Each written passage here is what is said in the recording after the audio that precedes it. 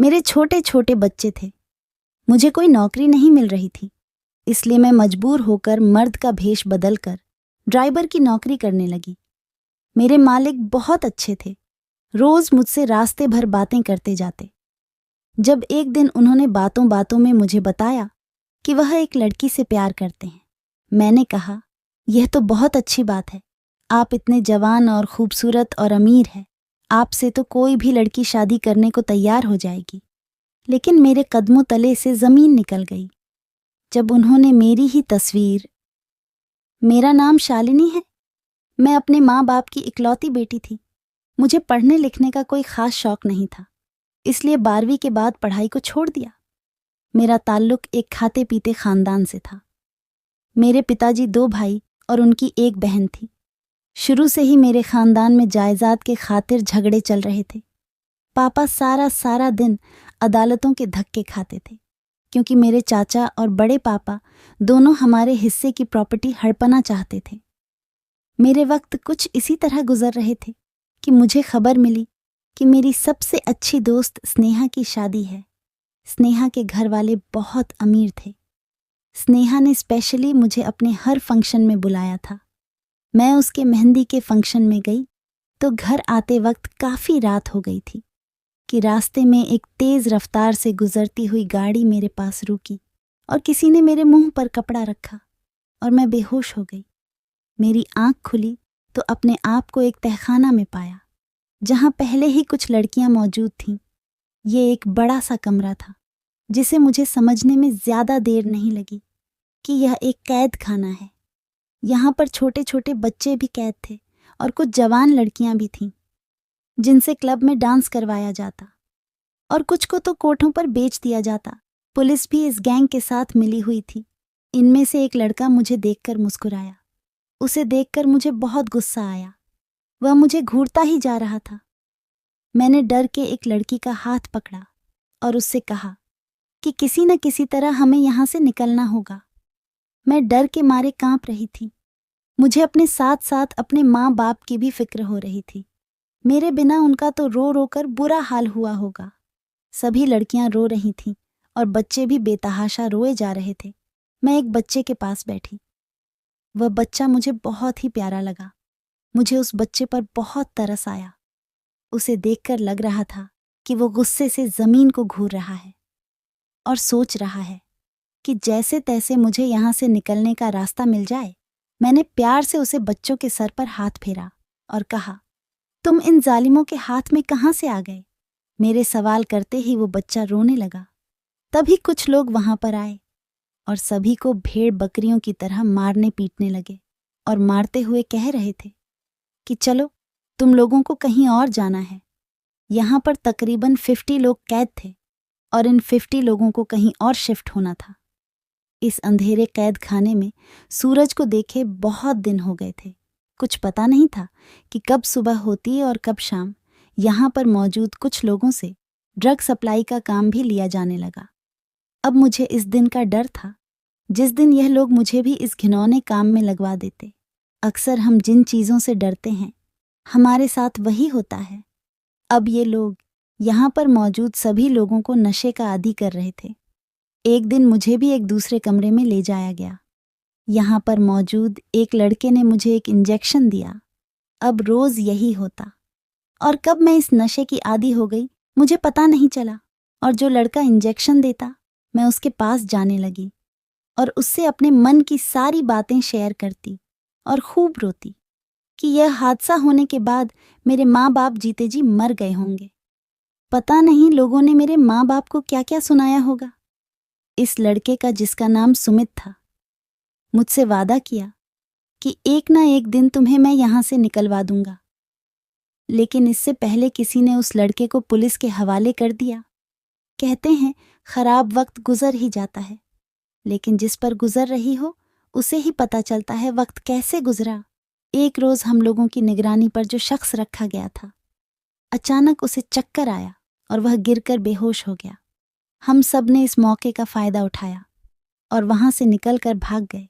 यकीन करिए कि उस दिन पता चला कि आज़ादी क्या होती है। अपनी जान सबको प्यारी होती है। हम सब अंधाधुन भाग रहे थे। कुछ लोगों को गोलियां लग गईं और कुछ इस भगदड़ में जख्मी हो गए। मैं इतनी जोर से जमीन पर गिरी थी कि मेरा बाजू टूट गया था, लेकिन इस वक्त इस तकलीफ से ज्यादा यही सोचती कि कुछ भी करके यहां से भागना है, नहीं तो सारी जिंदगी इनकी कैद में रह जाऊंगी। यह एक सुनसान रास्ता था। सड़क के साथ लगा हुआ एक घना जंगल था। मैं इस जंगल में घुस गई और बड़ी मुश्किल से जान बचाकर वहां से निकली। रात काफी हो चुकी थी। सड़क पर आती जाती गाड़ियों को रोकने की कोशिश की, लेकिन रात के इस वक्त कोई भी लिफ्ट देने को तैयार नहीं था। मैंने पैदल ही वहां से चलना शुरू किया, लेकिन 2 दिन से भूख और कुछ नशे की आदत की वजह से मेरा चलना मुश्किल हो गया था। कुछ दूर भागने के बाद मैं वहीं गिरकर बेहोश हो गई। जब आंख खुली तो हॉस्पिटल का वार्ड था। मैंने देखा मेरे पास एक डॉक्टर और 2 पुलिस वाले खड़े थे। मुझे होश में आते ही पुलिस वाले मुझे पूछताछ करने लगे। मैं डर गई थी कि कहीं जिस मुसीबत से निकली हूं दोबारा उसी में फंस ना जाऊं, इसलिए मुकर जाना बेहतर समझा। लोगों ने मेरे घर का एड्रेस लिया और मैंने देखा मेरी माँ मेरे सामने खड़ी थी। मुझे देखते ही वो चीखना चिल्लाना शुरू की। लोगों ने बताया कि मेरी माँ आज 6 माह बाद बोली थी। जब मैं अगवा हो गई तो लोगों ने मेरे माँ बाप को ताने मारना शुरू कर दिया कि तुम्हारी बेटी तो बदचलन थी, इसीलिए घर से भाग गई। मेरे पिता यह सब बर्दाश्त नहीं कर पाए और फिर एक दिन वो ये दुनिया छोड़कर चल बसे। मेरी माँ, बेटी और पति के गम में दिमागी तौर से बीमार हो गई थी और आज जब वह मुझे देखी तो चीख चीख कर रोने लगी। 2 दिन अस्पताल में रहने के बाद जब मैं घर आई तो पता चला ये समाज लड़कियों का घर से भागना तो याद रखता है या किसी ने अगवा कर लिया ये नहीं दिखता। हर शख्स अपनी ऐनक लगाकर बैठा रहता और सब अपनी नज़र अपने सोच के मुताबिक दूसरों पर बातें करना शुरू कर देते हैं। मेरे घर आते ही आस पड़ोस के लोग मेरे घर पर इकट्ठा हो गए और मुझसे सवालों की बारिश होने लगी कि वो लड़का कौन है जिसके साथ तुम भागी थी। तुमने एक बार भी अपने माँ बाप के बारे में नहीं सोचा। तुम्हारी वजह से तुम्हारा बाप यह दुनिया छोड़कर चल बसा। मैंने अपनी सफाई देनी चाहिए पर किसी ने मेरी एक न सुनी, इसलिए मैं चुप हो गई। लोगों ने मेरी माँ से कहा कि अगर तुम अपनी इस बदचलन बेटी को घर पर रखी तो तुम्हें समाज से बाहर निकाल दिया जाएगा। मेरी माँ ने इन सब लोगों की बातें सुनी तो उन्होंने भी किसी से कुछ कहना उचित नहीं समझा, क्योंकि उन्हें पता था कि हमारी कोई सुनने वाला नहीं। इसलिए उन्होंने उसी वक्त मेरा हाथ पकड़ा और गांव छोड़कर शहर चली आई। शहर में मेरी माँ की एक पुरानी सहेली रहती थी। रात के 10 बजे हम उनके घर पहुंचे।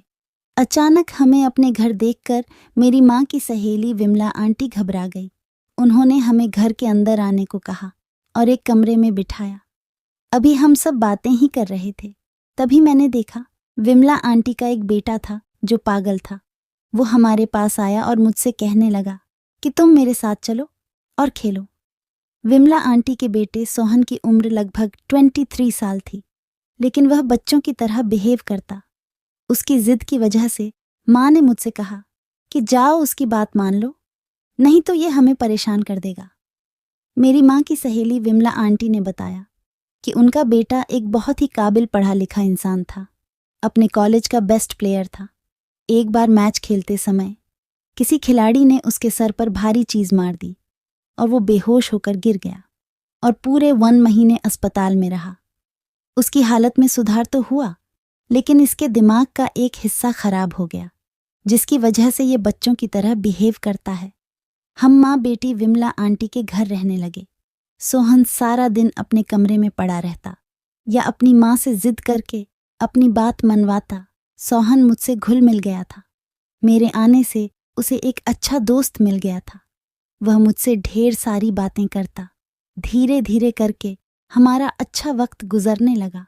विमला आंटी का हम पर बहुत एहसान था, क्योंकि इस मुश्किल वक्त में उन्होंने हमें अपने घर पर पनाह दी।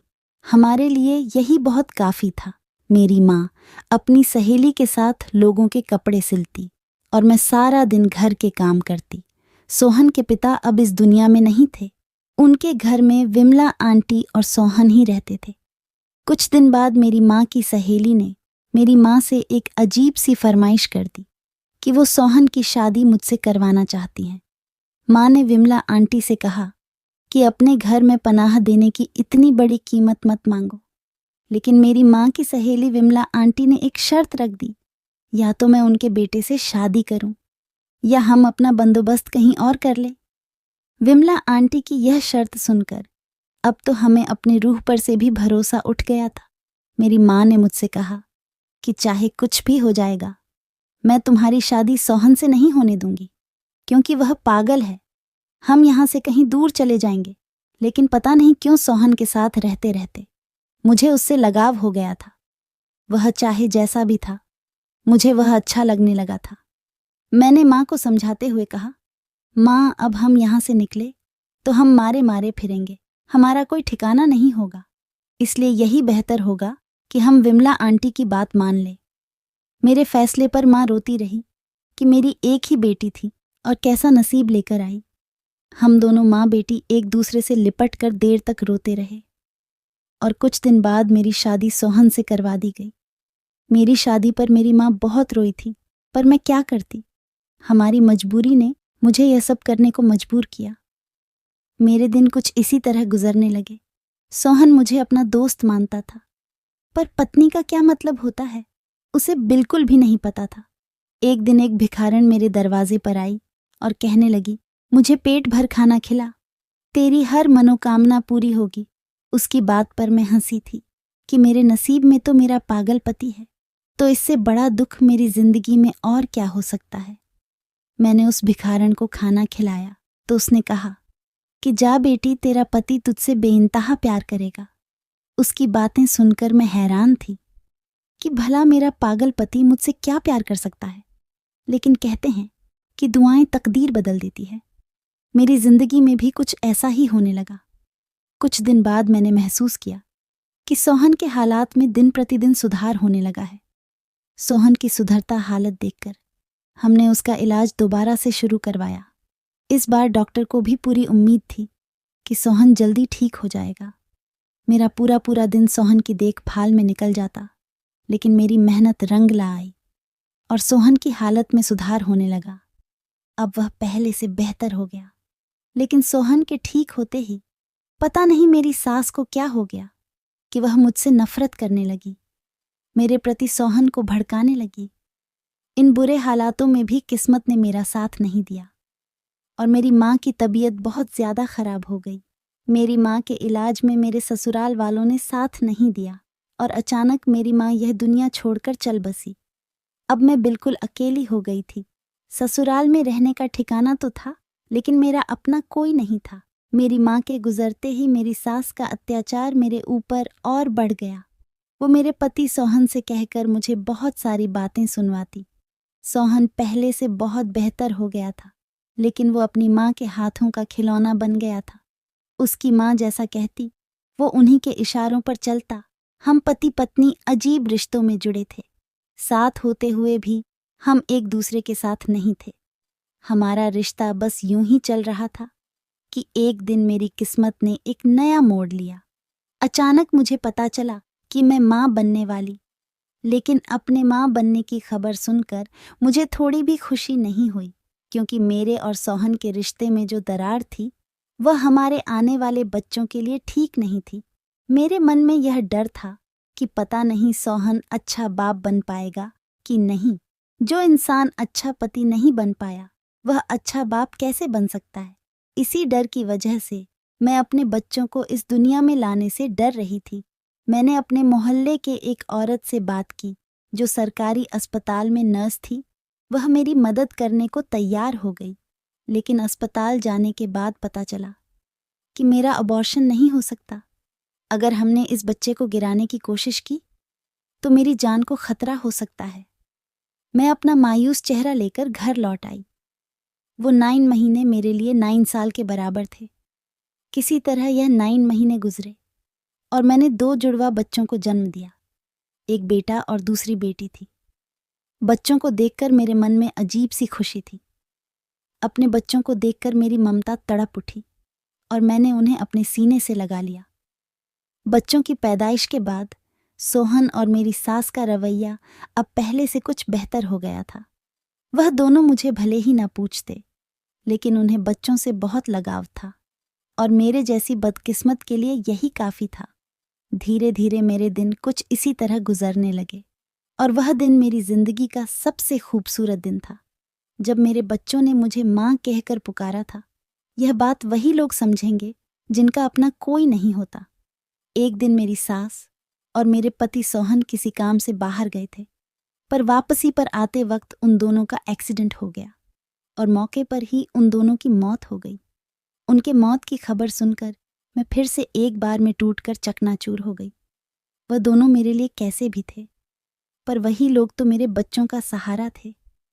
ये सब सोच सोचकर सारी सारी रात मुझे नींद नहीं आती कि अब हमारा गुजर बसर कैसे होगा। जो थोड़ी बहुत जमा पूंजी थी वह कुछ दिन चली, फिर धीरे धीरे हमारे घर में खाने खाने के लाले पड़ने लगे। एक माँ खुद भूखी रह सकती है, लेकिन अपने बच्चों को भूखा नहीं रख सकती।